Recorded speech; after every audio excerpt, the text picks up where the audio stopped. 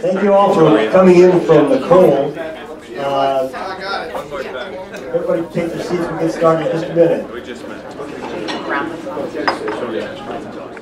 Start my mornings off trying to get inspired, and I listened to a podcast from Garrison Keillor.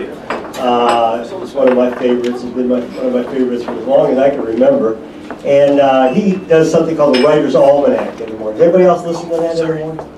It's very inspiring to start your morning with Garrison Keillor, the Writer's Almanac. And he reads a poem, and he does the birthday. So today is the birthday of John Steinbeck. And John has a quote that I thought was pretty interesting for why people would possibly get up at 5:30 in the morning to come out in a 10-degree below zero weather to hear. But the answer is to hear Elliot Soloway. That's why you do it. Really? For God's sakes! Actually, probably just to see Elliot Soloway, right? Yeah. And we had to fight through the paparazzi out there to, the lights. But anyway, the quote from Mr. Steinbeck: "We are lonesome animals, and we spend all our lives trying to be less lonesome." So I thought, okay, so all of you lonesome people out there can say hello to everybody else at your table this morning. You just do want a quick greeting and say who you are to one another?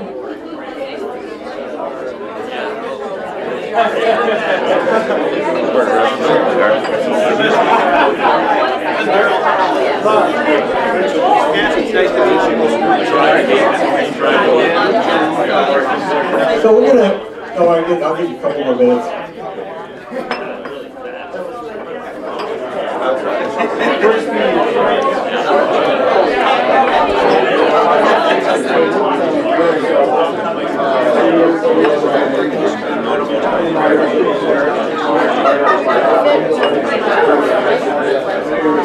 All right, enough greetings.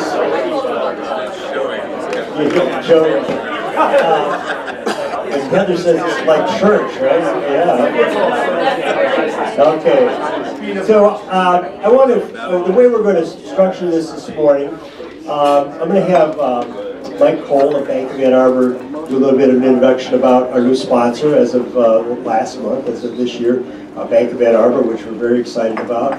And then I'm going to have a few people who are kind of doing some interesting things come up and describe, just for a brief few seconds, what's going on in their world. And as a way to kind of rotate. We're going to do that every month. You have people come up, talk about what's going on. If anybody else is out there and they maybe have a job offering that they're looking for, we always like to hear from those folks to promote people getting work.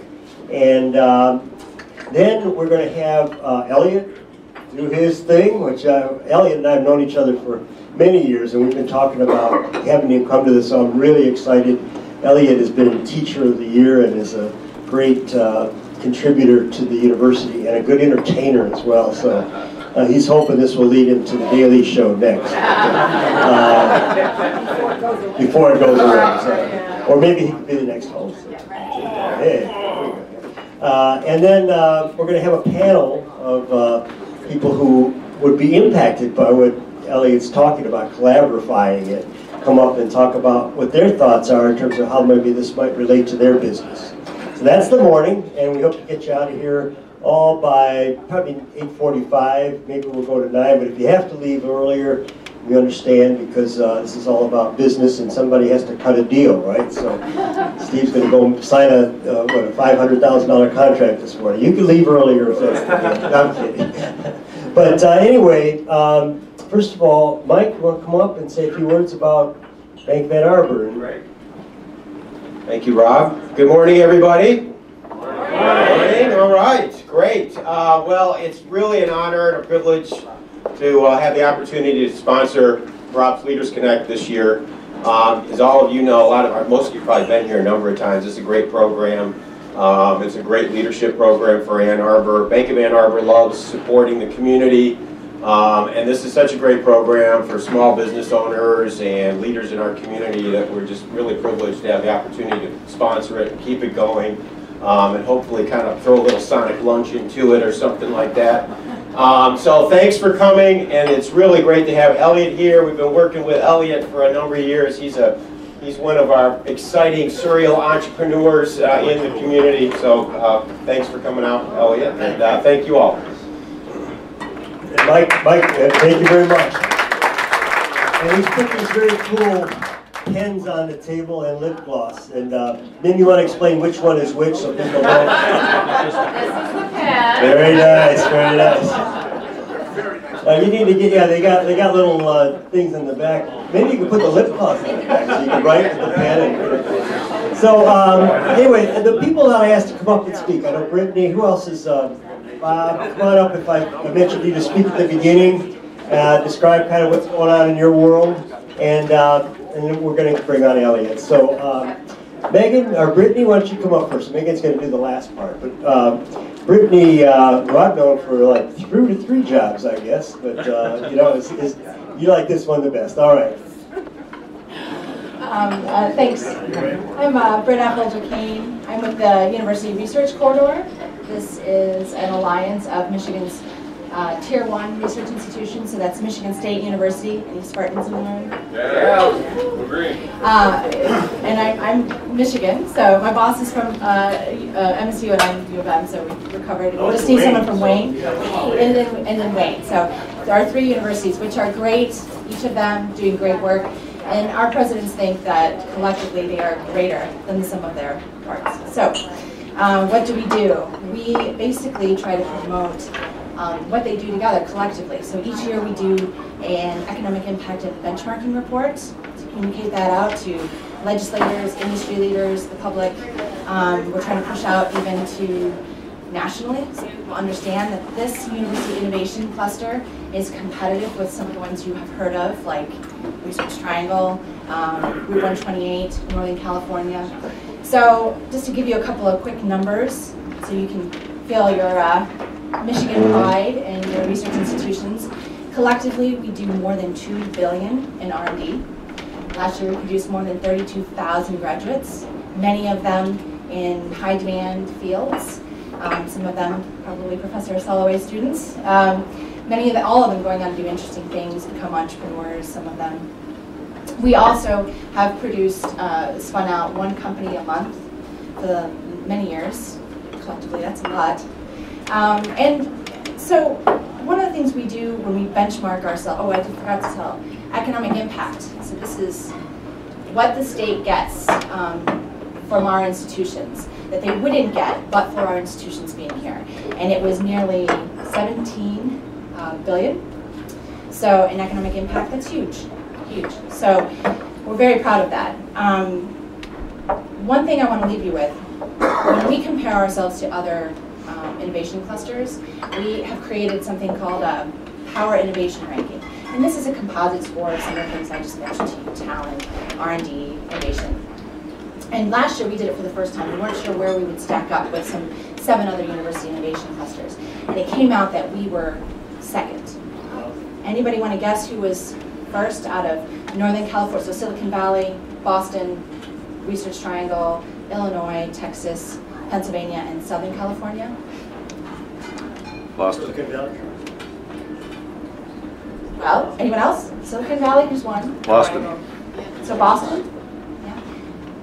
I know because he told me. And the answer is? You all just named ones that are nearly household names. The reality is it was Southern California. Wow. So I know you always like us to do an ask, so I'm going to make an ask. One of the things we try to do is communicate our value proposition right to the state, but we really need to push out nationally. So some of you are super brilliant marketing communications folks, have great ideas.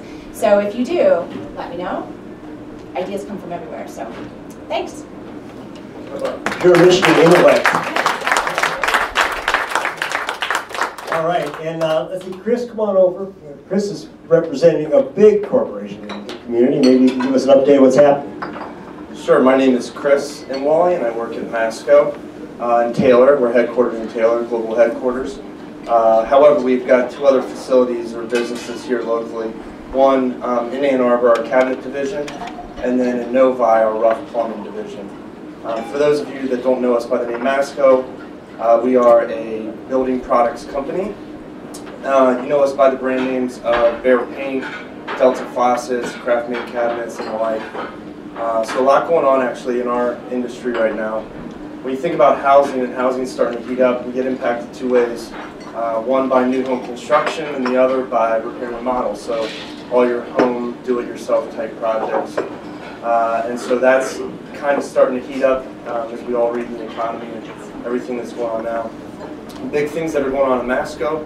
If you don't follow us in the fall, we had a big announcement in September. Big reduction in corporate resources and assets. We announced an authorization for a big share repurchase, and then we are spinning off one of our segments, $1.5 billion service segment that'll go public. We hope that'll go public here about mid-year. So if you can imagine, it's kind of freezing a lot of what's going on at work. There's a lot of stuff going on, and all in support of these things. So it's a little bit different from what you typically hear everybody else talk about, but nonetheless, we got a lot going on. I've been here in Ann Arbor now for 3 years. My background, I did my undergrad and master's at Indiana Business School at Kellogg, Northwestern in Chicago. And then I worked a long time in consumer packaged goods at Pepsi and financial services at Northern Trust, all in Chicago. So I bring a little bit of personal and professional diversity. However, since I've only been here for about 3 years in Ann Arbor, my networks are shallow. So while my networks are shallow, my experience and things to talk about and whatnot are deep. So my ask is that for any of you that would like to network and continue to network on a personal, professional level, let's talk, because that's my big ask and one of the reasons why I enjoy coming here. So thank you very much for the opportunity. And, this is going to be part of my Leaders Connect Roundtable starting next month. And there's several other people in here, so if you are going to be part of that, you already have signed up, please raise your hand so you can identify each other. So there's several people around, and I still have a few spots. I'm starting 2 groups in March or early April. And so we have, I think, 2 or 3 spots available. So if anybody's interested in a monthly get-together with other people like Chris, to talk about leadership and career development, new ideas in business, let me know or let Dante know, and we will be happy to hear from you. Where is Dante actually? Dante is, most of you know Dante Vasquez, and he's my new associate. So for those of you that don't know him, Dante's working with me. Hey. And part of Chris and Dante are both part of bringing young people either to Ann Arbor, like in Chris's case, or in Dante's case, it's back to Ann Arbor. And Bob, I guess you're new to Ann Arbor too, through Texas. I'm back. Back, okay. So the idea is bringing back talent, keeping talent here. This is all about what we're about, trying to get good jobs for folks. So Bob, let me introduce you since you're and Bob is our speaker for next month. So. Hi, my name is Bob Chun. I'm the CEO of a new company called Content Oro. So we are a content provider. I hate microphones, so I hope everybody can hear me. So I always like to tell people a little, or ask a question, which helps people understand what I do. So how many of you have heard of content marketing? So I'm glad it's a lot. There's a lot of misunderstandings about content marketing. I'm not a content marketing company. I provide the content to companies to do that.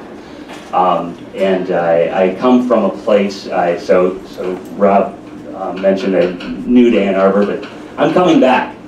So I left Ann Arbor. I was the vice president of digital for Borders. I'd been there for 11 years, and the reason I started this company was to bring Borders people back together around books, which we use as content online. So supporting and changing a $44 billion industry that is content curation for the online space. And we're introducing a new media, which is books, to that space and allowing publishers to make money where they hadn't made money before.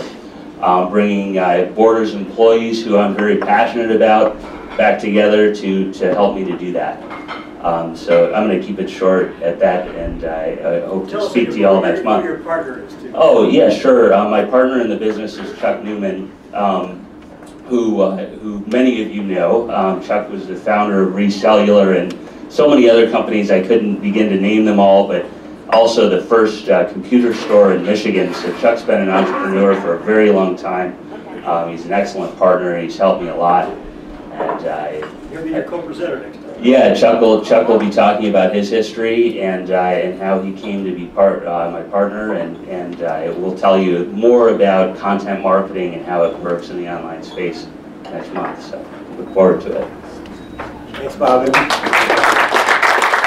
Well, Bob,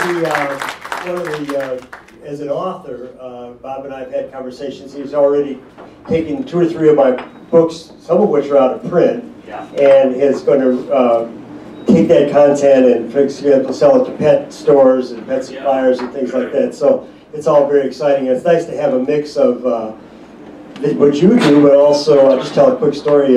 This new bookstore in town, Literati, and they're carrying local authors' books. So I got a call the other day from a student, freshman at Michigan, who wanted to interview me about my book, Conversations with My Old Dog, which I first published in 1999. So she probably was bored about that, I don't know. But she's now, because Literati is there, she's able to access my book and found it and called me up to interview me. So I was pretty happy about that. So let's see, who else? Ralph, if you want to talk. Hi, Ray Flores, good morning. I was thinking about, I just started a company called CityQuest about 2 months ago. I've been coming to these events for 3 or 4 years now, I think. And a good friend of mine, and I'm getting to the point of networking, and your organization here, Rich Austin from Sailor Sales introduced me to the gentleman who owns this company, and so I started there about 2 months ago. And what we do is it's called CityQuest. We're in the business of model-based design and partnering with a company called the MathWorks. And our aim is to help companies, mostly in the automotive industry, to improve their design and development process. And so the types of clients that we work with, some of the things that we help them do or they're worried about, or worried with about the design process that they have right now is too long, too cumbersome. Their engineers are not collaborating with each other. They're struggling with how to get to model-based design. They're using legacy tools, and not only legacy tools, but even bigger than that. I think that's something that we talked about in one of the previous talks, was just the mindset. People don't want to change. They're been using these tools or these processes for the last 10, 15 years. They don't want to migrate. And so the challenge is to figure out how to migrate from those tools or integrate those tools and processes into model-based design. So that's a summary of CityQuest and leading the sales organization. Part of the, I think one of our futures here in Michigan, which is the automobile becoming a platform for data and information. Yeah, that's right. And you guys are right in the heart of that. So. Right here in Ann Arbor. Right here in Ann Arbor. And thank you, Ray. And now, every month we also have a non-for-profit be a sponsor of our event. We don't charge for the event. Thankfully, we have great supporters like Bank of Ann Arbor and Zingerman's and Roger Rail, who does the video. But we do ask people to think about making contributions to our non-for-profit of the month. And this month, it's the Evangelical Home. And Heather and I have known each other back from the days of the Ann Arbor Business Review, right? So this is probably 10 years ago or so. And yeah, so Heather, tell us what you're up to. Well, thanks, Rob. Yeah, I've known Rob a long time and several other people in this room. So I'm honored to be here. Happy Friday, TGIF. Yeah, I hate microphones too. I know you guys can hear me, but I'll use it because I know it's being recorded. That's the rules, right? So I'm going to be brief, but I was curious, does anybody know Evangelical Homes of Michigan? You know about it? You got some names, and some of you live in Saline, so you better. Rob, the other Dr. Rob. And up until a couple years ago, to me, it was the Saline Evangelical Home, the nursing home in Saline where my grandparents, lived the rest of their life. But we're much bigger than that. I've now come to find out, and I'm now working there, obviously. So it's exciting. We have 1,100 employees. We're in 9 counties in southeast Michigan. We service over 4,500 older adults. And I always knew one day I wanted to be part of that baby boomer movement. I didn't know what that was going to look like or what it was going to be. But I now am the Director of Annual Giving and Donor Relations. And it's just kind of interesting. My first time in a paid position in philanthropy or development. I've done a lot of volunteering with United Way and other groups in town, but this is my first time to actually do it full-time. So without getting crazy with how big Evangelical Homes, we take care of people within their home, and we're very passionate about that. It's not about getting in our bricks and mortar, we have that, but we do all the way to hospice. We have the full continuum of care. Just so you have a little statistics, we're over 135 years old now, so we've been around a long time. We own Brecon Village, we have bricks and mortar in Sterling Heights, etc. But what I'm here to tell you about today is a great program we have, and I was a receiver of services when I came home a couple years ago after a diagnosis with cancer with a walker. I had lost a lot of my mobility, a lot of nerve damage. Didn't even at 40 years old at the time, I never thought about how I'm going to get into my old farmhouse, and my husband's a dairy farmer in Saline. Or, I am too, but I don't work on the farm. And so, and somebody that I know that worked there called me about this Safe at Home program, and they came out, long story short, built a wheelchair ramp, put some grab rails on in the bathrooms, a new shower head, and I do have a little bit of materials there on your table. I just wrote up a little fact sheet, there's some photos on the back, and then there's a donation envelope. So it was brought to my attention, of course I'm very passionate about. It started in about 2011. They started, it's a community initiative. You don't have to be over 65 to, you just have to have the financial challenges and the need. And I did, because I was looking down the barrel at about $22,000 of copays and deductibles when this all went down. So they came and helped me, and that's kind of why they hired me now, because they know I know about it. And they said in a meeting that Safe at Home was dangerously low on funds.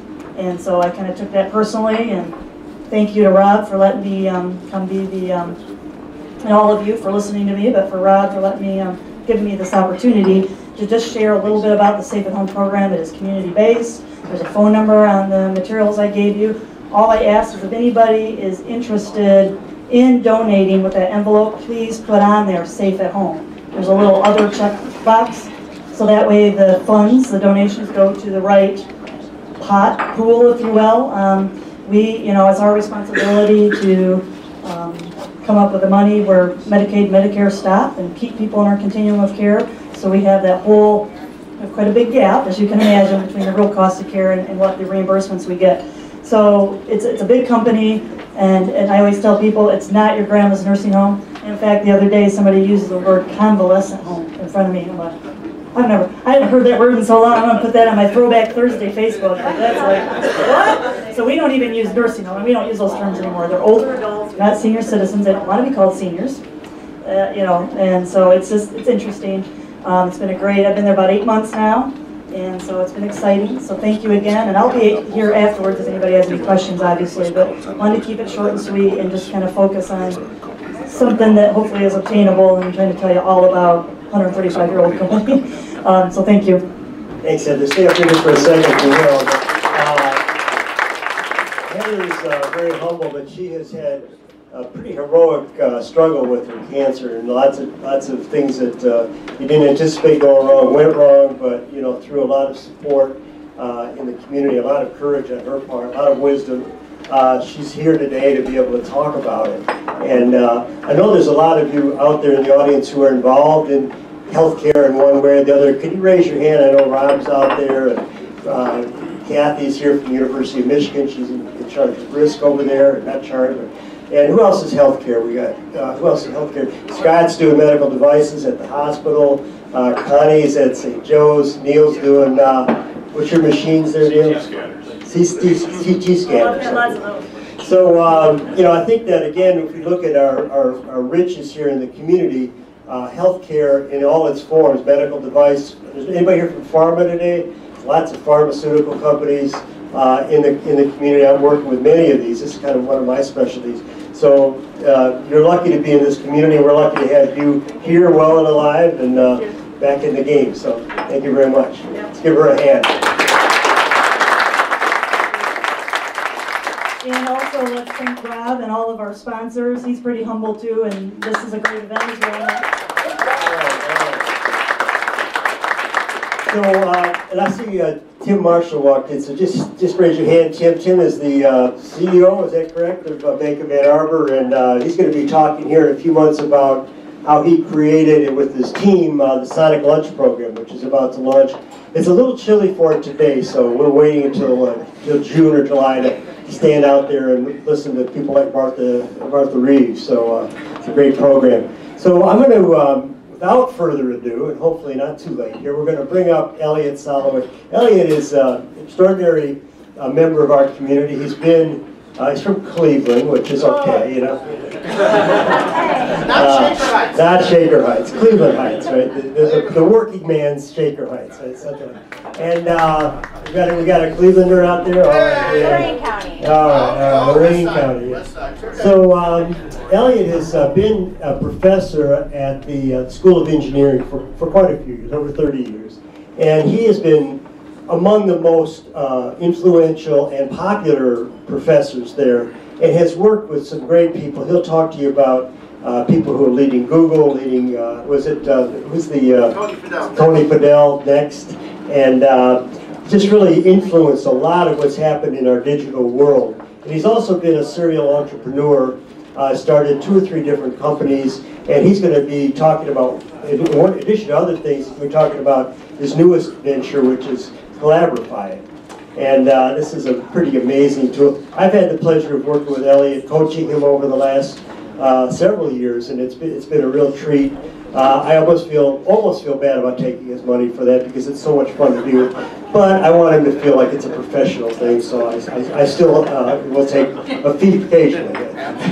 So that is actually, it's just been a treat to get to know Elliot. And we've been talking about having him come here because he's such an influential person. He's just back from Paris last night, and he's looking slim because he's following that Parisian women's diet, right? So,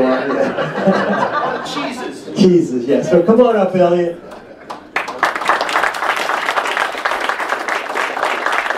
Thank you, Rob. Thank you. Actually, I've been working with Rob for 10 years. Yeah, really. Yeah. Okay. Many of you have children. Many of you still have children that are in school. And if they haven't been in school and you're a little older, you remember the year that it didn't go so well and it broke your heart. Your kid lost a year. It just broke your heart, and you saw your kid struggle. And you said, well, I don't know what the hell to do. I don't know. I'll go talk to the teacher. I'll go talk to the principal. And you did, you did stuff, right? But somehow it broke your heart. And I too, I started out, was a professor at Yale for a bunch of years, and I started out in artificial intelligence and making computers, smarter. And then we had a kid, and it just dawned on me one day, like, whoa, making kids smarter would be a much better use of my time than making computers smarter. So I literally stopped. I stopped doing this thing called artificial intelligence and thought, oh, geez, natural intelligence has got to be easier. Right. And the utter naivete, right? I mean, I deal with the machines, but people. But then I started going to schools, and then New Haven schools, and then now Ann Arbor schools, and schools all over the world, and I'll talk about that. And it feels like the right thing for me to do. I mean, I got a public education. My parents came to the country in 1946. My natural language is not English. I spoke what they spoke, but I learned English. I learned something, and I can remember my first grade teacher, Miss Nank, right? And she, for whatever reason, took an interest in me, right? I mean, and if you're lucky, every one of you can remember the teacher that took an interest in you and sort of helped you along the way. Maybe had a couple of them. Wow. I mean, but it was always sort of this adult, this teacher, this person in the school that made a difference in your lives. And I'm telling you this, what's happening now is horrific. And that opportunity for an adult to touch a child's life is fast fading away. And so most of the talk today is going to be trying to educate you on what the hell is going on, because there's a smoke screen of language, of course. And these people are very well intentioned. Well, no, not really. And not really, no. It's all about the money, we'll talk about that. But I think that your leaders, you have children, you need to understand what the debate is and how what your role can be in that debate. I have a co-worker, Kathleen Norris. Kathy Norris, I've been working with her over 20 years. She lives in Texas, which is good distance. And she's the brains, I'm the brawn, and it really works. We've got a great partnership. That's right. So the first title of the talk is a battle line. And I'm going to spend probably the lion's share talking about trying to help you understand what the battle is, and so that you can understand it. And the second thing is, okay, how else to think about education in this age of mobilism, right? Where these things, these mobile devices, which are the price of a pair of gym shoes. That's how you have to think of this. This is gym shoes.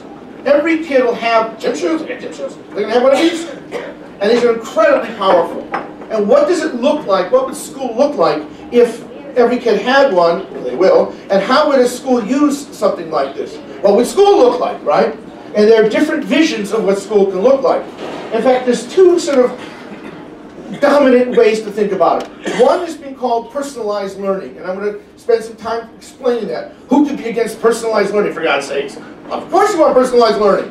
And a second term is inquiry learning. And that's sort of a technical term. The term that you know it by is you learn by doing. Your parents yelled at you. Do something, don't just sit there, right? And when you got off your ass and you did something, you learned. And Dewey talked about it, had lots and lots of books about it. It's called learn by doing. But in jargon, you got to have a fancy word, so we call it inquiry learning. So there's two parts of the talk. I'm going to talk about the threat to America's educational system. Then I'm going to talk about there is an alternative, but I have to go to Singapore, halfway literally around the world, to find schools that are willing to listen to what I do, and they're doing it, and it's working. It's great. High test scores still. And then I'd like to talk about this collaboration that Rob mentioned, which is in some sense the next turn of the technology crank, and how it's going to change, in particular education, but other areas. And this is the Yogi Berra line, right? If you come to a fork in the road, take it. Some of you don't even know who Yogi Berra is, right? Oh my God. But there is a fork, and we have to figure out how to take it. So first off, it's a very serious claim. America is dismantling the engine of economic wealth and democracy. It's true. It's absolutely true. We're dismantling it. And I mean, am I Chicken Little? Is the sky falling? I don't. You decide. I mean, I can't tell you that you should feel that it's so serious. I feel it's serious. People I deal with think it's very serious. There was a very interesting article in this Sunday's New York Times in the op-ed section with the editorials, and it talked about the No Child Left Behind and how Congress has to now reauthorize that act. They didn't reauthorize it when they had the potential in 2007, as usual, did nothing. And now they need to reauthorize it again, and how should they reauthorize it? So it's going to happen. Something is going to happen, and it's going to be huge, and it's going to have a ripple effect. The argument that the New York Times makes, and I think actually is a pretty good argument, that in fact No Child Left Behind did in fact do something good. Now, there's a lot of testing, we'll talk about that, but if you just look at graduation rates and things like that, it improved, and especially improved in the minority schools, because it gave a criteria. They have to be like this. And you're used to Ann Arbor schools, you're used to good schools, so you don't understand. I've been in Detroit schools for more than 10 years. It's unbelievable. It's unbelievable what goes on there. And they don't know another way to think about it, right? And so well, what's the problem? There's no problem. Yes, there's a huge problem. And No Child Left Behind did do something. Now, it did other things wrong. Of course, it's complicated. It's complicated. But now they're going to reauthorize it. And so now there is a fork that needs to be taken. Okay, first off, the United States, the world's richest nation thanks to education. A book from Harvard economists Golden and Katz. And they've made the point that they established a clear link between the number of high school and college graduates produced in the modern society and economic growth. Everybody talks about it. So, getting an education has an economic impact. They have a book that'll put you to sleep. It's a 3-inch economic book. It's guaranteed soporific. No way you're going to read through it. But it makes the argument. Education leads to money. And a couple of weeks ago, Eduardo Porto of the New York Times couldn't have put it any more simple. More education, more income. It's really very simple. So we can't give up on education. If we give up on education, it's all gone. The engine is gone, right? And some of you might remember, I don't remember, but I read about it, the GI Bill and what happened, and the people coming back from the war, and how that was a humongous infusion. What it did is it took people from all over the country and threw them into all different places. And that sort of, the variety, right, that made the engine grow. And we're in danger, we're very much in danger of killing that engine. And it's not just money, it's democracy, right? It's our experiment, our unique experiment. I mean, the book by John Dewey, Democracy and Education. Again, you can't read him. I mean, they're really hard to read. But Delano Roosevelt said it's real simple. Democracy cannot succeed unless those who express their choice are prepared to choose wisely. The real safeguard of democracy, therefore, is education. And it really, truly is. People, you know, jaywalking, you watch the TV and you listen to people and, you know, who's Karl Marx? One of the Marx brothers, right? I mean, you know, oh my God, what are these people thinking? What are they thinking, right? And you need to know stuff. You do need to know stuff. And you need to know how to know stuff.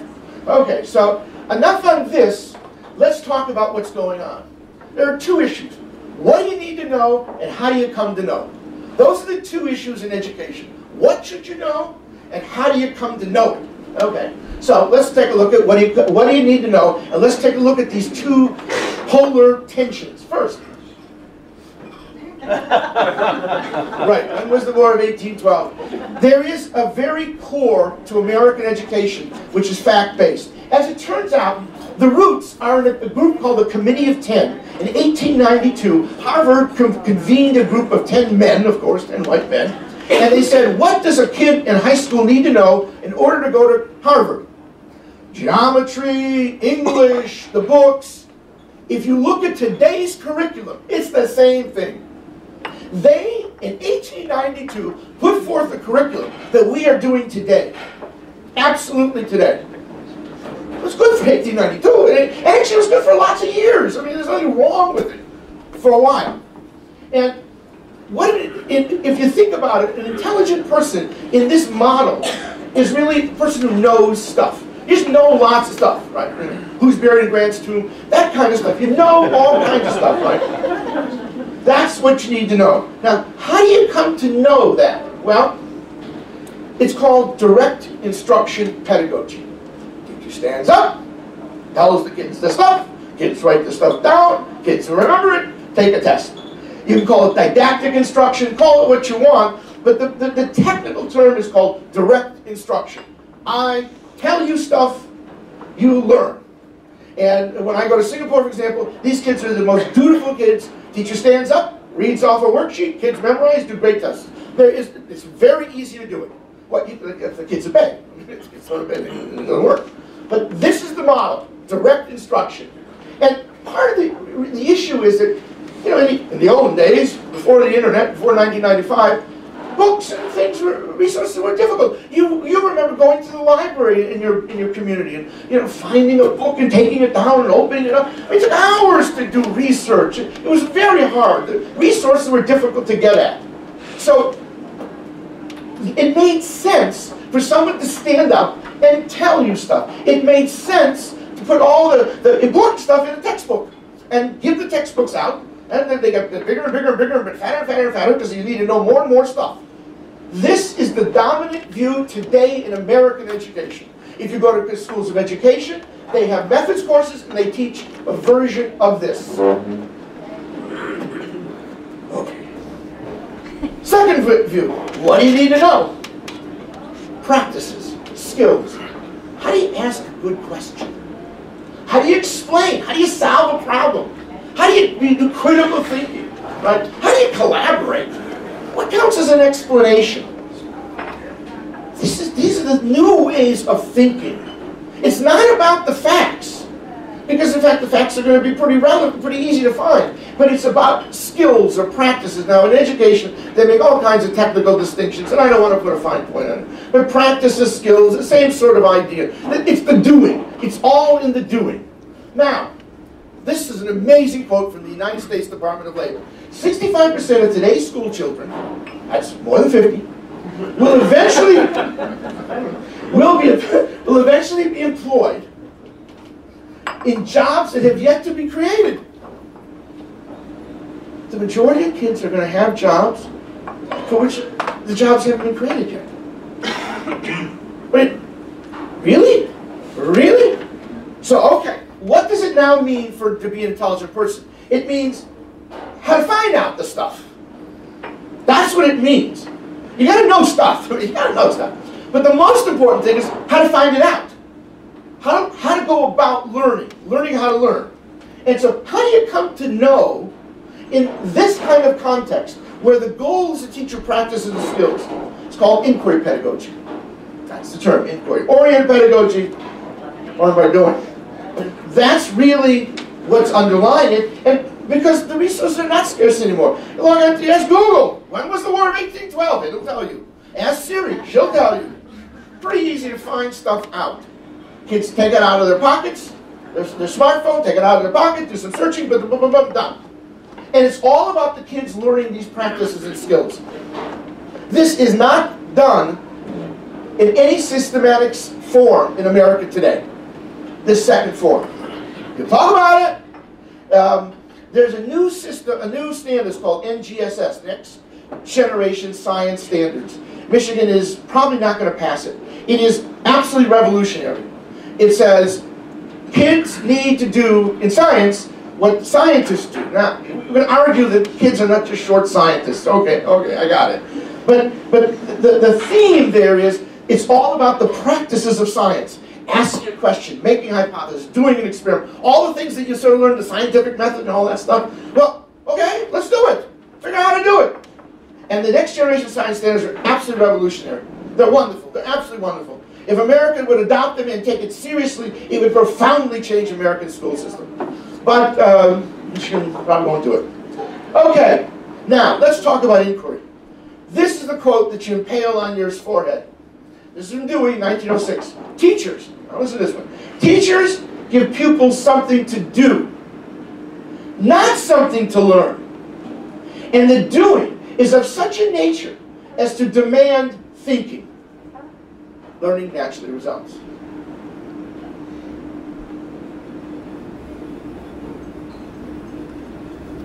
If you want to be a tailor, you apprentice yourself to a tailor. And the first thing the tailor does is show you how to cut a pair of pants. Pants are easy. Let's start there. Let me show you how to do something. And then go do it and screw it up. Okay, now you're ready. Now you're ready. And every one of you, when you hire someone and bring them in, you give them something to read, and then you attach them to some sort of mentor. And they make mistakes. They make mistakes and they learn. They don't teach you something. A good lecture, I'm doing it. I'm lecturing. A good lecture is worth something. It gets you going. It gets some ideas. It's not that a lecture is bad. If every day, all day long, that's all you did, yes, that would be bad. But, you know, to get you going, to start you off, to orient you, good lecture, great thing. No problem.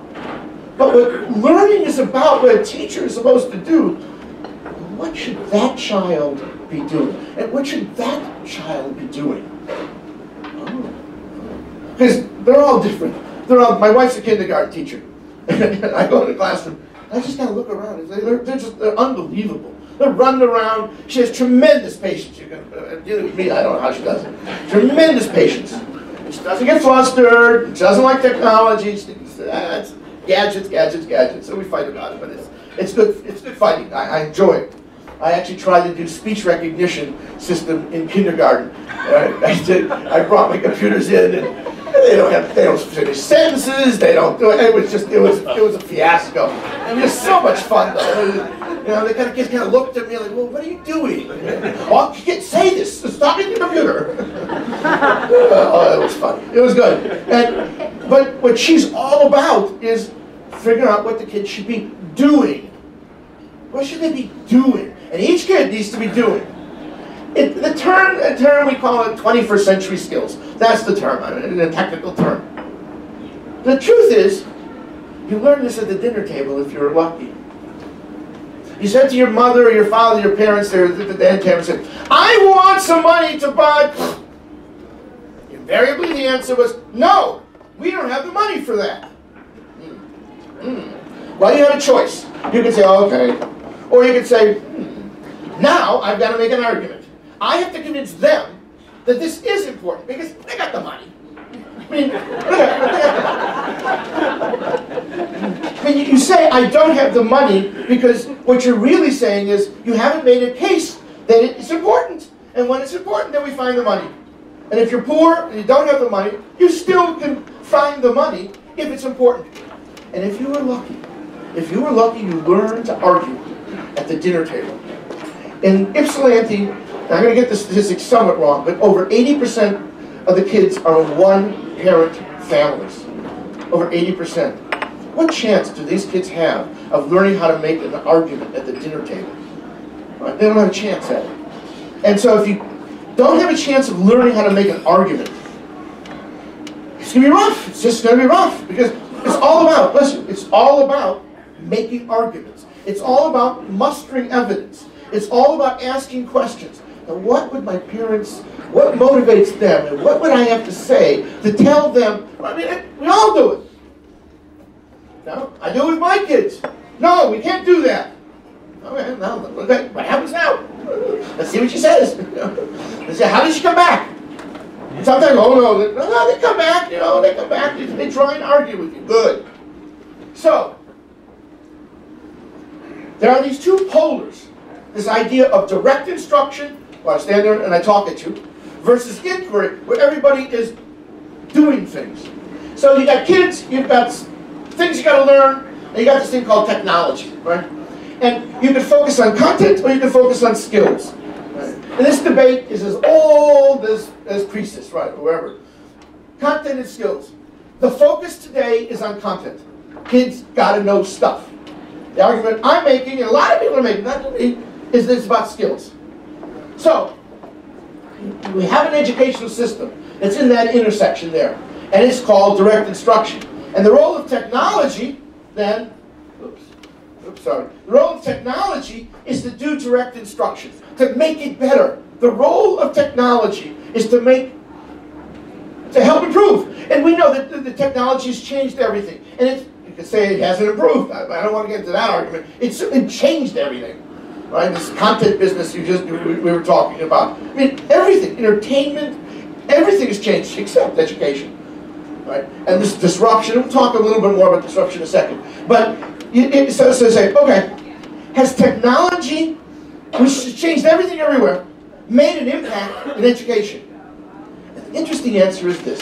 The wealth of technological resources in today's schools are still underutilized and have failed to make a significant impact on educational practices. Simply put, to a first order approximation, the impact of technology on education in America is zero. There's not anything. You take all the computers the kids are using, take them away, and you wouldn't notice anything. You really, truly wouldn't know. The kids would be, oh, they'd be pissed. They lie to computers. But in terms of test scores and stuff, you wouldn't notice a damn thing. And the question is why? Why is it that the technology hasn't had an impact? Is the technology bad? The technology is neutral. What's bad is that the use to which it's put, support direct instruction, doesn't really take advantage of the technology. So we've basically got expensive flashcards. And that's all this stuff is just expensive flashcards. And if you look at the apps on the App Store, iPad App Store, over 80% of the apps in education are some version of flashcards. Memorization. Because remember, the goal of direct instruction is memorization. So technology is in service of memorization. So flashcards.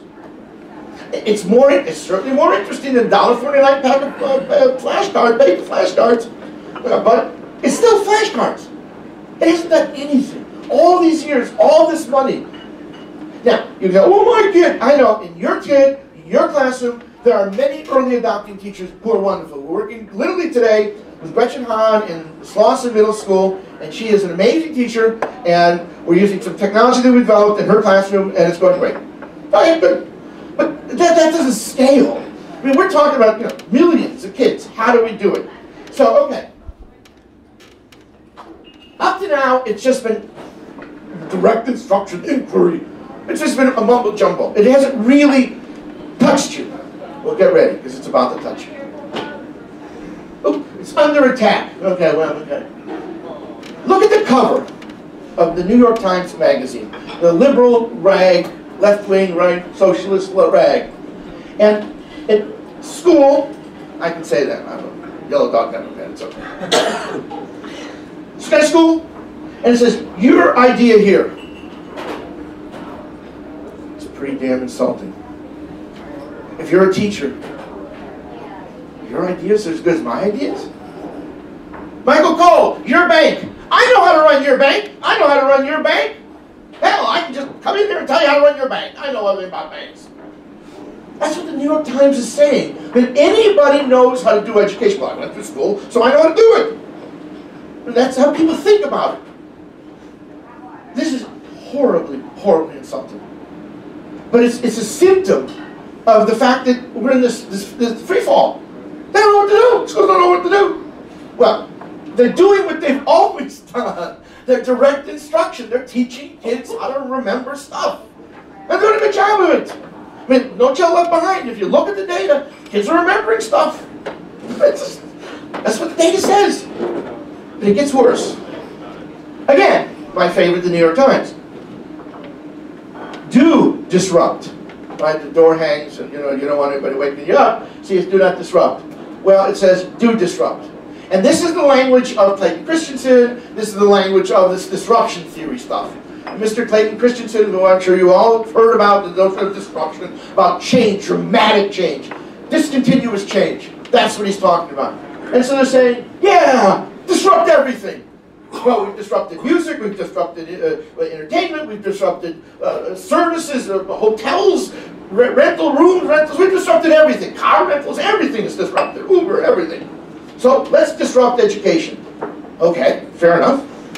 So this is the book that came out, Innovator's Dilemma. I'm engineering, I make the kids read. There's a chapter in there that I get the kids to read, because they have to understand this idea of disruption, of discontinuous change. They have to understand it. And so, okay, you read about it. And so now, he's spread out, and he's got one called Disrupting Class. How to change K-12. Maybe I'll tell you, I know how to do it. Use technology.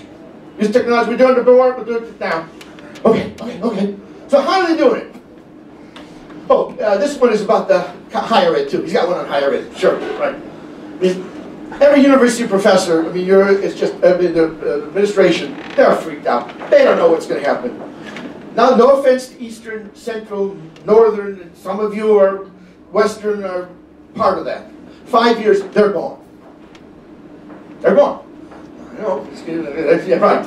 They're gone. I mean, the economic sense of those universities doesn't make a lot of sense. As a place to bring kids and bring people, sure.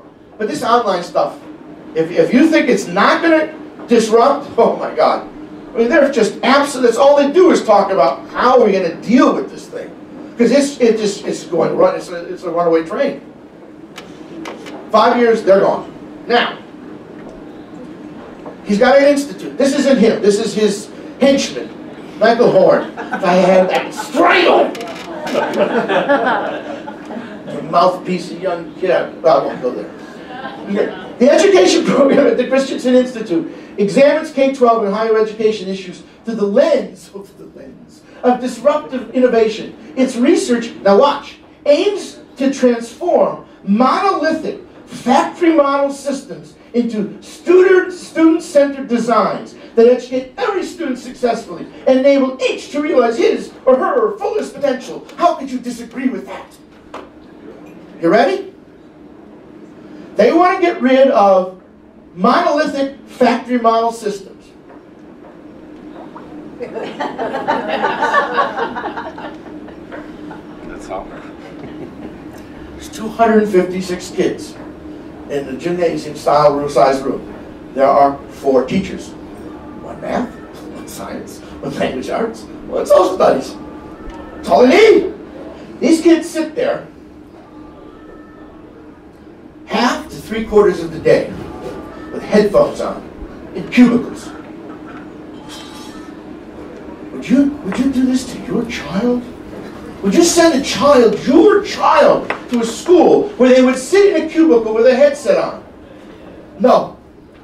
This is Arizona, this is actually all over the country. This is the model. The schools are called carpe diem, seize the day. It's personalized learning. How is it personalized learning? Well, the computer tracks what you do the following way. It knows what you're reading. It gives you a set of 10 questions after you read a chapter. If you get 7 out of 10, you move ahead. If you don't get 7 out of 10, then, okay, well, what'd you miss? Okay, then we'll just drill you on that part. And until you get 7 out of 10, you stay on it. And you do it again, and you do it again. And eventually, you're bound to hit it. So, you move on. This is what is happening in America's schools today. This is direct instruction, and you know, test scores go up. Damn. And you interview the kids. Oh, this is the greatest thing since sliced bread. I love this school. Oh, it's great. What do they know? Now, for a third to a quarter of the school day, in the afternoon, they meet in small groups to do stuff. A version of this is called flipped instruction, where the teacher videos themselves giving a lecture, and then the kid watches the lecture at home, and then at school does the homework. They flip the classroom. The kids who need the help don't watch the videos at home. So now the school has a problem, because not only do they have to do the homework, they have to now allocate time for them to watch the flipped video in school. All the dutiful kids, oh sure, they'll watch it at home. But that's not the problem. Those kids aren't the problem. The problem are the kids who don't watch a video about the War of 1812. Really? You want me to do this? As opposed to listening to my music? You got a snowball's chance in hell. I think this flipped classroom stuff is just a smokescreen. Absolute smokescreen. And it started actually in Michigan. It's interesting. Okay, these are junior high school kids.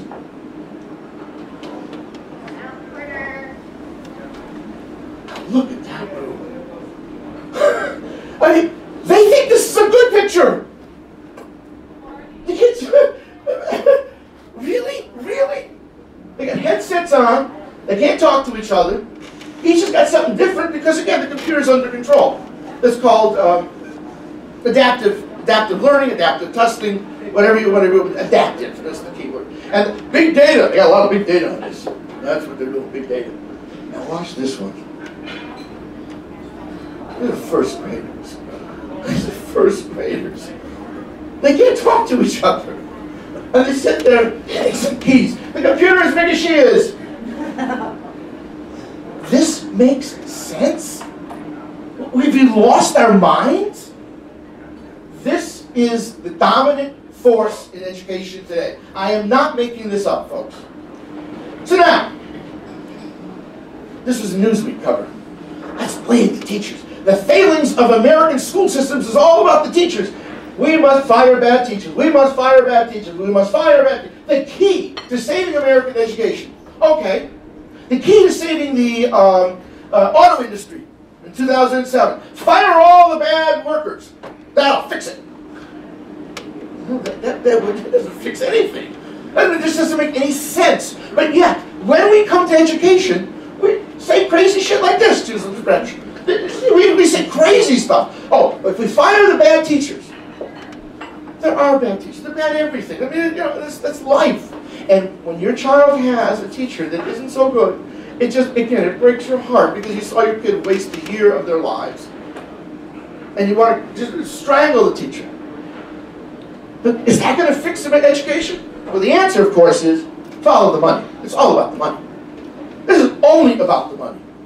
256 kids, 4 teachers. It's about $2,200 a kid to educate a kid in those schools. $2,200 when normally it's $8,000, $9,000. New Jersey has the highest per capita cost per educated child. It's over $14,000 a year to educate a child in New Jersey. Do you think the kids in New Jersey are doing any better test scores than the kids in Montana or Missouri or Alabama where it's 8 and 9? Not. They're the same. They're absolutely the same.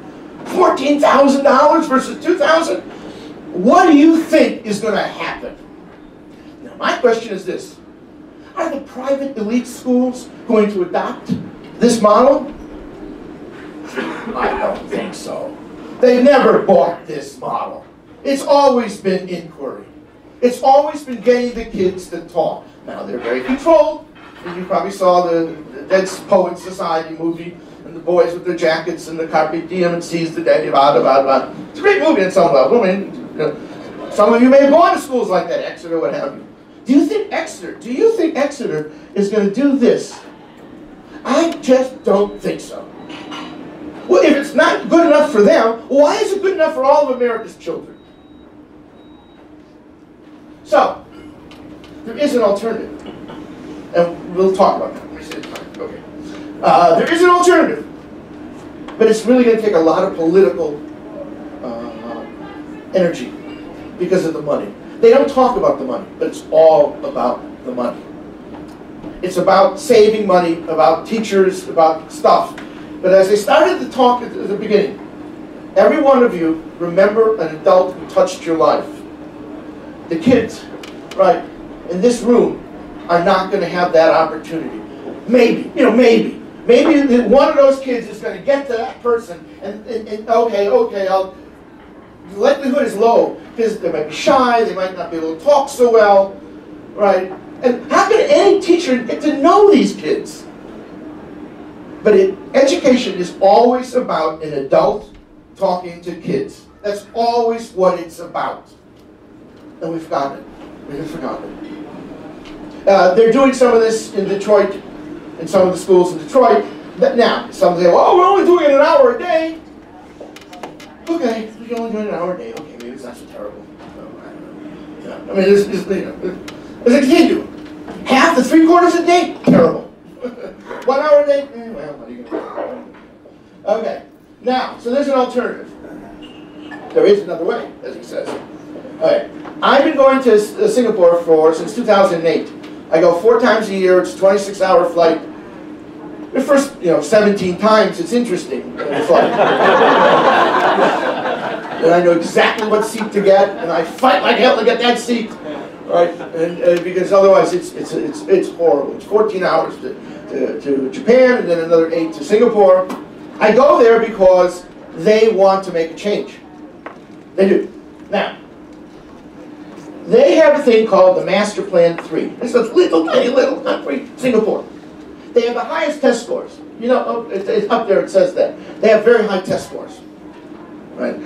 Shanghai, because again, it's all about drill. And they drill the hell out of kids. Literally, they hand a worksheet out to the child. The teacher stands in front. Doesn't matter with the science or math or social studies. They just hand us a worksheet. The teacher tells the kids the answers. Kids write the answers down and memorize them. And on the tests, the kids just spit it back, and they get, every one of the answers is the same. When the kids have to write, you have these short answer responses. All of them are the same because they just memorized it all. They're great. They memorize. This is a Confucian society. It's Chinese. 80% of Singaporeans are Chinese. They're very, very dutiful. They're very social conscious. So that's the way they get the high test scores. But they're enlightened in Singapore. They know that does not produce an entrepreneurial, creative, imaginative child. And so they're now into their Master Plan 3, and they're about to start a Master Plan 4. And it's all about environments the students equipped with the critical competencies and dispositions to succeed in a knowledge economy. They know that drill doesn't work. And so they're trying to get their schools to do something different. So here comes this guy with red glasses, and again, Kathy is the brains. She was a former classroom teacher for 14 years. So she talks that language. I talk gibberish. So this is the front of the school. It's hard to see, but the entranceway is here. This is a bus, and this is Nanchow Primary School. I go there. Going there next week. And here are the teachers. I mean, could you imagine in America doing this? It's another world. I go there like, holy Toledo. Oh my God, right? And it's so disrupting to them because they're very, very orderly, and they know how to get good test scores. Okay, and they say Nanchow Primary is a conducive environment and systematic approach to innovation. You gotta love that one. Systematic approach to innovation. Okay, they do. Okay, right. These are just some of the teachers. Now, I'm going to go through a lesson that the kids they call P3, in primary grade 3, about this high, 8 years old, in science. And this is a lesson on the plant cycle. And they have a smartphone. Every kid, smartphone. And these rectangles are learning activities. So one of the learning activities, up here is the goals. The teacher says, I want you to do this, this, this, and this, and this. Yes, sir. Yes, ma'am. One of the things is build a concept map, nodes and arcs. Define the key terms of a plant. Well, there's a stem, there's this, there's that, and what are the relationships? Draw them. Now, draw an animation of the water cycle as it relates to plants. Well, the food goes in, the water goes in, and so you did an animation. This one is the roots of a banyan tree. How did this picture come about? I'll come back to that in a second. This one is like a spreadsheet where you have rows and columns and it talks about parts of a plant and functions, which is very similar actually to this, but it's a different representation. And it's called in education talk MLR, multiple linked representations. People learn, some people are more visual, so they need something like this. Some people are more textually oriented, they need something like this. Different things. And it's well understood, it's well known, it's called MLR, multiple linked representations. And when you try, and what computers are great at, is multiple linked representations. And so on a computer, you can have multiple versions of something. This is called KWL chart. What do you know about plants? What do you wonder about plants? What have you learned about plants? KWL. It's simply 3 lists. But it's a very powerful tool for reflection. To get the kids to say, okay, what did we learn today in class? Okay, write that down. Okay. Right. And up here is a video of an experiment. For example, you put the celery in the water, the red water, and the water goes up in the celery. Oh my God, how did that work? That kind of stuff. So one kid does the video, one kid does the narration. It's all done on a device. Where is it? Where is it? This. It's all done on this. Gym shoes. Gym shoes! Thank you. Gym shoes. Now, this picture. Where did this picture come from?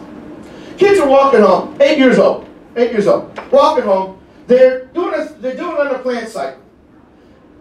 And they gotta get something about roots. Kid sees, oh, look at those roots of that banyan tree. Out of the pocket comes the phone. Put it back in, keeps walking. That is the litmus test for a mobile computing device. Can a child take it out of their pocket, take a picture, put it back, and move on? That's mobile. So the question is an iPad a mobile device for a student? It's in the backpack. Kid's not going to stop. Take off the backpack. Take out the 10-inch tablet. Take it down, put it back. No, ain't going to do it. Ain't going to happen. Just won't happen. 7 inches, maybe. Maybe. 10 inches, absolutely not. And the way they use iPads in schools, they put them on carts. They're just like laptops. Without keyboards. I mean, it's like the worst. Blows your mind. Absolutely blows your mind. You go to Ypsilanti, and I'll tell you, they have carts of iPads unused all day long. No one remembers the passwords to the network. No one knows how to charge them. They get an article. Here's my favorite 144 apps. Your favorite 144 apps? What is a teacher supposed to do with their favorite 144 apps? Favorite. I want one to use with the kids today. So they just sit there. They just sit there. So, all this is done on that little smartphone. That's pretty astonishing for an 8-year-old to do all this. Right? And they do it. And they do it, and it's great. So, we've made changes in the schools. It's cut off. It's all right. This is so that they're using the technology, inside and outside. The point of a mobile device, it allows the kids to see, in school, it's abstractions. Outside, it's concrete. So what the mobile device allows the kids to make a connection between the abstractions they learn in school and the real world examples. That's the power of the mobile. That they can make that, again, multiple linked representations, that relationship. That's what's so powerful about mobile. And so you see the kids going out, they're taking the pictures, and they're talking. And this looks like just anybody else's class. They still do a lot of this stuff in the city, and not talking. But look at this one. Look at this picture. These are 8-year-old kids, and they have an expression. If they have a question, ask the phone. Ask the phone.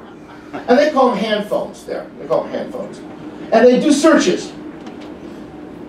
And this little child, he's working by himself. It's okay. It's called self-directed learning. These kids are doing collaborative learning. And those are the 2 fundamental 21st century skills kids need to know how to do. They know how to do self-directed learning, and they know how to do collaborative learning. gotta do it. Mobile devices help them do it. And this is part of see, the power of this is at the Ministry of Education level. It says, schools, you will do this. Now you have Common Core State Standards, you have NGSS. Again, federal government is not supposed to be in education. Oh my God, oh my God, oh my God. Spare me all this politics. You're just using the kids. You're just using the kids. Have some policies that make some sense. And the Ministry of Education to do this. I go there because I can do this there. Teacher said teaching's fun now. Teaching worksheets is not fun. Teacher says, she says, I know what I got to get across today, but I don't know where the conversation in the classroom is going to go. I don't know what the kid's going to ask. When a teacher asks a question, the kid raises a hand and says something. If the teacher says, points to another kid, what has the teacher just done? Told that kid, you're wrong, next. Everybody does it. But you're telling the kids they're wrong. It's not the right way to do it. Well, why did you think that? And how? Then it takes time, and it takes a very good teacher to pull this one off. The kid says something that's a little crazy. Okay, talk about it. You know, how did you get, it's lateral thinking. You're going to make a positive spin. How did you get from there to there to there? Okay, let's talk about it. It takes time. But if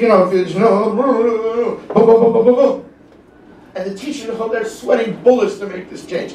The teachers tell us, why should I change education?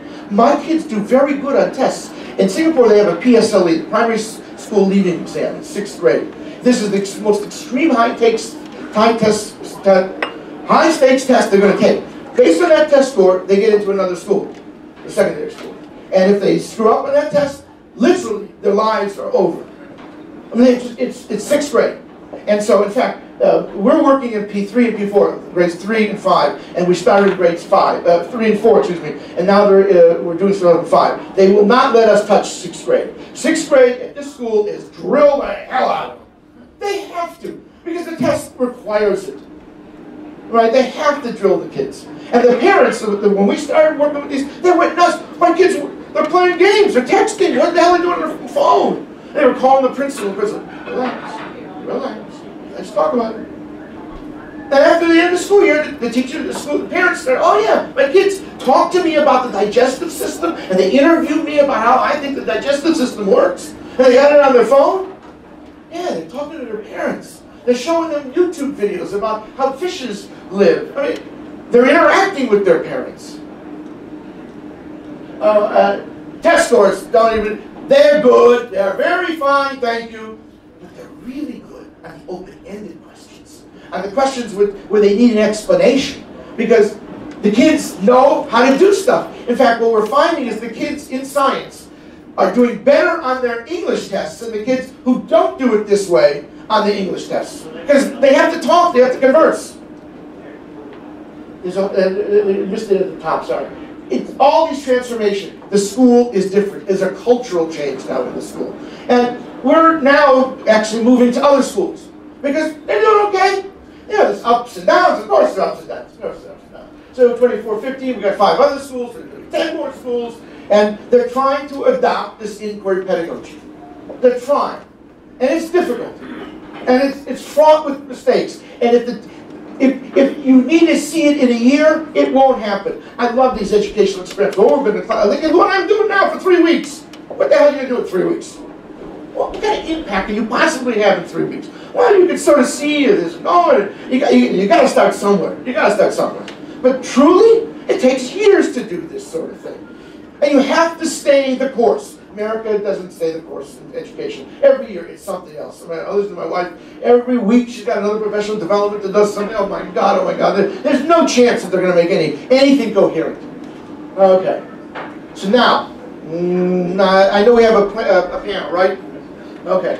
So I'm going to finish quickly on this part, but I do want to get to this part. That's another way to do education, and there are schools that can do that and want to do that in America. Not many. Truly not many. Because it's all about those test scores again. And it would be unconscionable and unethical if a teacher did not teach the test. I mean, they got to do it. They have to do it. But now the test could be different. PISA, which are these international tests, are now starting to develop tests to ask kids questions about how good are they at doing collaboration. Oh.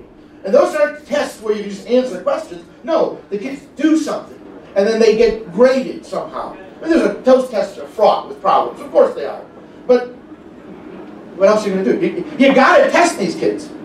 Okay, so the next turn of the crank of technology in schools, in education, is synchronous collaboration. And the idea there, right, is you have people, they're talking to each other. What we're doing. Up to now, I'm not going to do this. Yeah. Up to now, we've had Web 2.0, asynchronous collaboration, where you've had texting and Facebook, and the idea there is post. The next, repost. The next sort of turn of the crank, we're calling social 3.0, where it's synchronous collaboration. And many of you use Google Docs Editor, where you write with someone who's far away. It's an amazing experience. And I'll make a prediction, in the next 2 to 4 years, every single mobile app, every single web page will be collaborative. It will be made so that you can then, oh, I want to work on this with my friend. Press a button, they're connected, and you're working. In your design stuff, this would be very good so that it's getting people to talk to each other who aren't co-located. Or even if they are co-located, they're at least working together on the object. This will happen, and the reason it will happen is because technology can. We've got 4G, we've got very good cellular connectivity. This will happen, maybe it's 5 years. Every mobile, every app, every web page will be collaborative. You never even heard the term collaborative, I made it up. But you sort of understand, okay, you take something and you let people work together. Now, part of it is this. This is called the Partnership for 21st Century Skills. Again, another group in education, and they talk about the 4 C's. Kids need to do communication, critical thinking, creativity, and collaboration.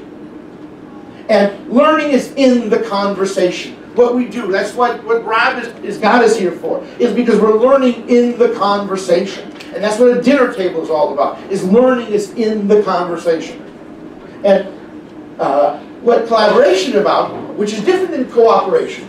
Collaboration is about having a shared understanding when you walk away. Cooperation, well, you're working together, but it's not about the understanding. You can think about it your way, I can think about it my way, we can get together and work on something, that's good. But it's not about the understanding. Collaboration is, we are of one mind.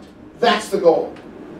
So, I love this one. Here's what collaboration's about, okay? They got the mules, they see something, and they really go at it, right? Right? And then, wait a minute, must be a better way, must be a way. So they start talking, and then this, and then this. This is it. This is the point. And you see this in schools with kids. They're sitting around, doing the stuff, and then they have an argument. Why'd you do that? Perfect. And in September, they don't know how to do this. The kids don't know how to do this. In April, March, April, May, they learn how to do it. They can do this. But you can imagine, in fact, first graders, this is Plymouth Canton. They passed a $140 million bond to buy every kid an iPad. $140 million bond. They're bonding for 20 years. The Plymouth Canton are going to pay for 20 years for these devices that are going to be gone in a year or two. This makes sense? No. But what are you going to do? What are you going to do? They're first graders. I love them. And this, they're doing word endings. They're using a concept map, and what are words that end in AY? And so these two kids are working together.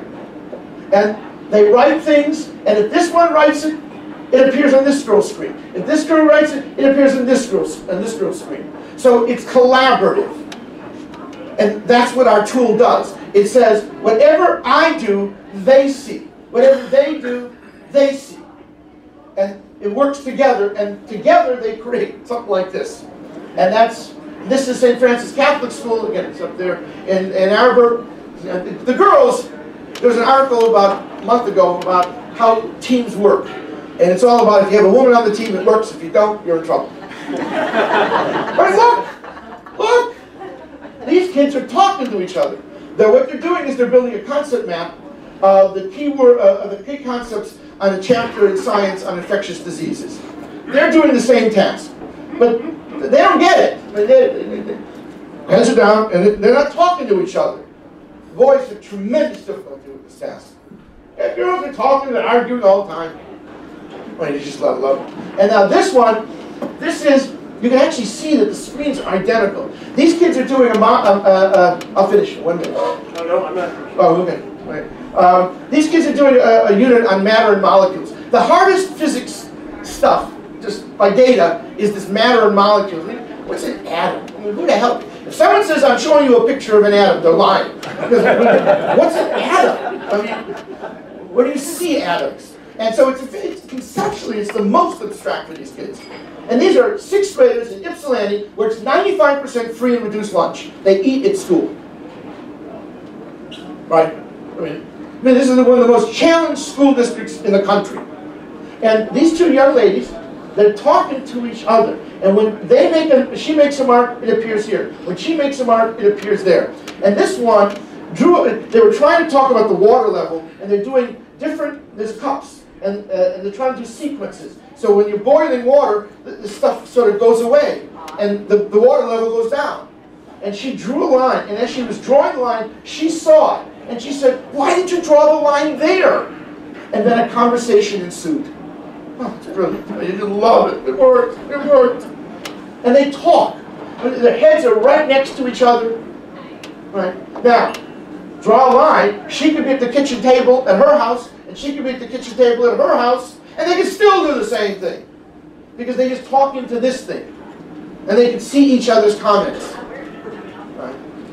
That's what's going to happen.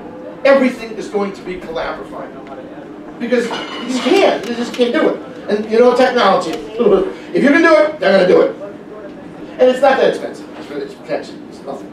So, what we find, there are two big things that happen in collaboration. Surprise, folks. One, students help to clarify each other's ideas when they talk with each other. And they feed off each other. And this thing and they feed off each other's ideas in the moment. It's all about the moment. It's all about sitting there talking with each other. Because you know when you have a conversation, you said that, I said, that's what, it works. And there's actually people who have studied, they call it a discourse pattern. There's a very distinct discourse pattern when a collaboration is productive. And there are discourse patterns when they're not productive. And in fact, kids don't know the discourse pattern. You have to teach them. You have to get them to learn it. Now, you don't teach it. Okay, kids, here's the discourse pattern. Do this, do this, do this. No, that's not the way to do it. They got to do it and fail. And talk. That's how it works. Okay, so let me wind up with this. I mean, this is what this is. You know this. You've done this. You've been there, right? And this is what can happen when the kids are not co-located and you use this technology. They can talk to each other. And they can play games, and they can waste their time. Yeah, they're going to do that anyhow, so what the hell's the difference? I mean, at least they're talking about something, about geometry. Or they're watching shows. I don't want to get into that one. But they're talking to each other. They're talking to each other. So, I made a prediction, Kathy and I made a prediction in 2010. We said, within 5 years, this was 2010, every child in every grade, in every school in the United States were using a mobile learning device. See, they don't call them phones, smartphones, because smartphones are bad. They call them mobile learning devices, MLDs. Okay. Mobile learning devices. In 2010, people said, you're nuts. That ain't ever going to happen. 2010. Well, 2015, I don't like to count iPads. But okay, you count the iPads, it's pretty close to be true. It happened. It's going to happen that fast. And that's what with technology. That's why I'm making the prediction about the collaboration. You sit here today and say, oh man, that ain't going to happen. That's not going to happen. It's going to happen. It is absolutely going to happen. Because you can do it. You see how to do it, and you're going to do it. And so let me end with the following. Up at the top, it says, a computing device is a pair of gym shoes. When the cost is a pair of gym shoes, you have to think about education differently. You have to think about it completely differently. It's not about direct instruction. And you have to think about it, what do kids need to know? Remember, what do they need to know, and how do they come to know? Those are the two questions. And so we have the technology. It's called BYOD, bring your own device. That's what they call it in schools. The kids are bringing their own devices because the schools can't afford to buy them, and why not? Bring your own device. There's new software now, HTML5, that you can make software that you really can write once, and it works on all devices. Now, I know, James, it's not true. I know. He's laughing. But, you know, you gotta say it. You gotta make it up. Right? James is from Menlo Innovation, the premier software company in Ann Arbor in the world. James. I tell the students all about James and Menlo Innovation because they're doing the right thing. And so you can get closer. And these networks, cellular and Wi-Fi and connectivity. And I know they're gouging the hell out of you. The AT&Ts and everywhere, they're gouging you. Okay. But we got networks, we got software, we got hardware. Now what are we going to do? We're going to drill the kids some more, and that's what this personalized learning is all about. Again, the technology is pedagogy neutral. You can use it for inquiry, you can use it for personalized learning. It'll do whatever the hell you want. And so now we are at this road. Right? We're at the fork. And we can do direct instruction, or we can do inquiry. And the way it's working now is, this is the path, because it's cheaper. And they'll say, oh no, it's adaptive. Who can argue with personalized learning? I mean, how do you say, oh no, I don't want that? I mean, you sound like it's creepy. But it's wrong. It's very wrong. Thank you very much.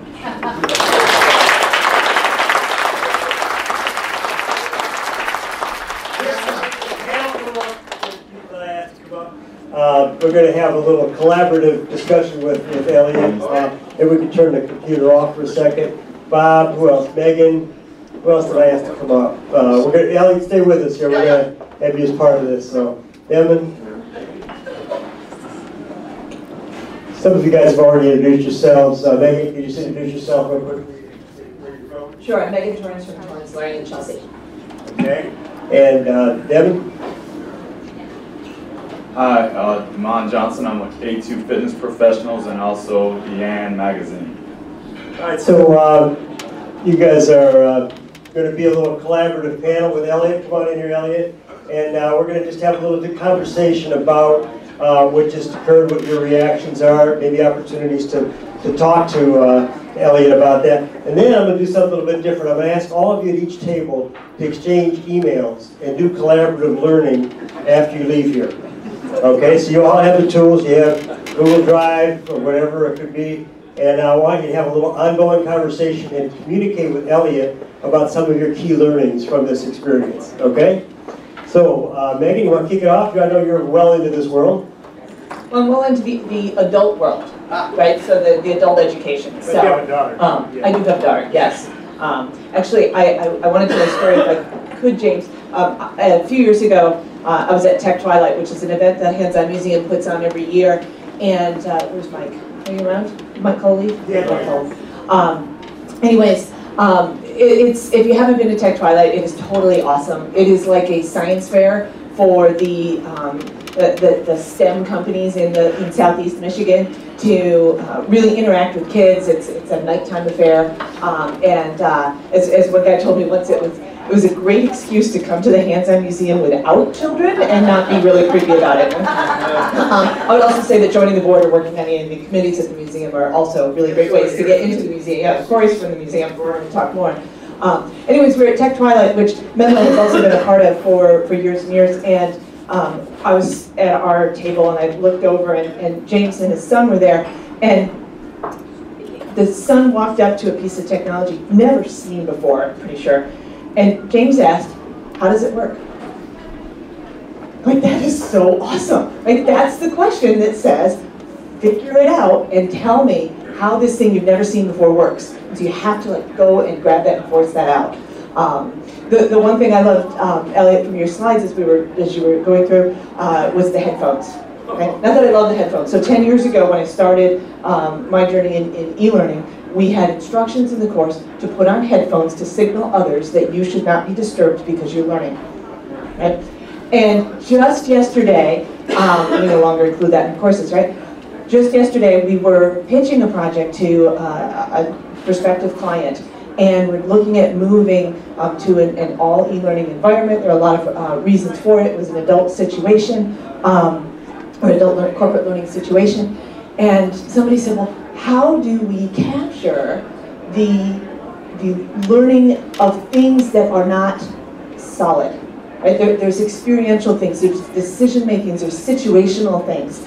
And I thought, this is great. This is taking off the headphones and talking to other people. And the thing they were most excited was a little flip box that I could check that turns on a social collaborative engine within the e-learning. So that was pretty exciting to me. So we're getting there too.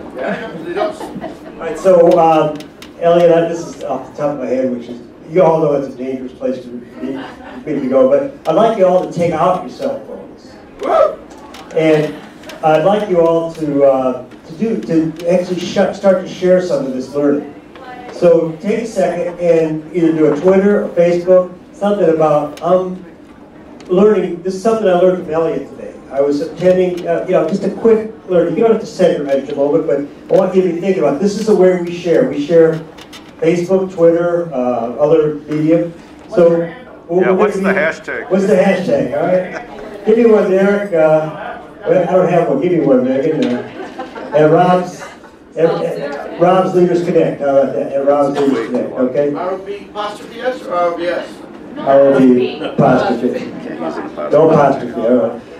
Let's see how much I know about Twitter, right? Devon, do I say that name right? Okay. You want to tell us what you do and how you think you might apply this with what you learned from it? Well, it's really interesting to me. What's your business? First of all, I'm in health and wellness, personal training. I won't give the spiel about how many of you are in good health because that's always a dangerous one. Yeah, everybody should look like Rob. There we go. It's my motto. Or like me. Rob is my body. Choice, right? Yeah. My field is interesting because I had the headphones on, so to speak, for about 21 years. I'm a retired military vet. But I did transition into health and wellness during, and I just recently got into speaking at some of the schools. Ironically, my first school was out in Detroit, Cody, which was a challenge coming from the military. So a lot of the stuff that you talked about was interesting to me because when I went in, it was put the cell phones away. We didn't want to see technology, and it was absolutely the opposite way. So it was interesting. Now I have some ammunition to take back.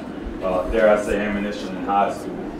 But I have some tools to take back and apply. So I'll be talking to you more about a lot of this stuff. And I was just, I won't say overwhelmed, but it was a lot of good stuff for me to take. Okay. Bob? Sure. So are there any, are there investors in the room? Anybody? Oh, you're an investor. So I'm creating $1 billion company. So that's it. Just for you, if you can put your huge hands over the years now. I started my company because of a lot of the things that you talked about, and I guess the way I'd articulate that is there are. I disagree with one point, which is that the internet is a great resource for information. And here's how I know that it's not, is because when I started at Borders, 60% of our store was reference, and it was where people came to learn. And a book is a collection of facts, which is organized in a way to disseminate knowledge. And maybe it's the way that it used to be done, but the internet is definitely not a place today that I go to really gain knowledge. It's a great place to learn facts. And so you know, the foundation of my company is really based on the idea that businesses can disseminate knowledge and be a place that they're a reference for people to come to learn, instead of being a place where you market and advertise and sell things. So it's a different way of thinking about how we conduct business that we can also impart knowledge. I brought up James because James has been referred to many times by Elliot, and most of you are like, well, you may not know James Cole because Rich Sheridan is off in the face has been low. And I don't know what part of the body you are, but you need to introduce yourself. Brains and everything else. So I'm James Copel, typically the quiet part of the memo, unless I'm the one talking in the presentation. One thought I had while watching this, and this is something we do in a class that we teach at U of M, is really it's about activity. Imagine that somebody tried to teach you how to swim with PowerPoint. And the power of peers teaching each other is incredible. If you've ever tried to teach a child to tie their shoes, and struggled and tried to explain and try to get them to do it, and then watch another 6-year-old teach a 6-year-old how to tie their shoes, it happens like that. And one of the powers of this is the opportunity for peers to teach each other, because you learn more when you teach. Absolutely. One comment I have, Dante and I just taught a class that we'll be teaching again next semester at Ross School at U of M to undergrads, and we made it very collaborative. They had to all talk to each other, and I was shocked. These are seniors. It was revolutionary. I'd get comments like, "This is the best class I ever had because I got to meet the other kids in the class." I say, "What? You know, you've been in Ross for 4 years and you just now had an opportunity to learn about other kids in the class." And all I did was ask them, like at you, to talk at tables, to interview each other, to work collaboratively. But even at U of M, it's Ross School of Business, which you think would be a breakthrough place, it's still, as you described it, all learning the facts. Yeah. Professors are paid to profess. Right? That's what they do. Hashtag Rob at Leaders Connect. That's what they do, and we just tell people stuff. But I agree with your point about thinking about how to organize the information in a much better way. We're at the infant style stage, right? And what you're trying to do, actually Chuck Newman is helping me. I mean, right? So now the assignment is a takeaway for you guys, action learning, if you will. Exchange information with each other, be able to reach each other after this, and I want you to do a little bit of collaborative learning about what you've taken. Elliot's slides will be made available to you by Monday. You can go back to them. And I always think about learning as kind of interesting. It's not just what did you learn, it's what are you going to do about it? What are the action steps? And that's what I'm always teaching kids. So think about your takeaways today. And I'd like to have you just take a few minutes to be sure to exchange emails. And then we're going to send these to Elliot. Send them to me, I can send them to Elliot. And we're going to try to do some collaborative learning and continue the conversation to go. Okay, so take a few minutes and then we're going to, I guess we should just wrap up after you get done with that. But let's give Elliot a great hand here. And please, one of the traditions of Leaders Connect is linger, talk to each other, share information, take some food home. We don't want to leave any food over. So thank you very much. And we'll see you in 2 weeks with Bob. We're back in 2 weeks. Short break, and Bob and Chuck Newman will be here. Oh, and the video will be available Monday. Thank you, Roger.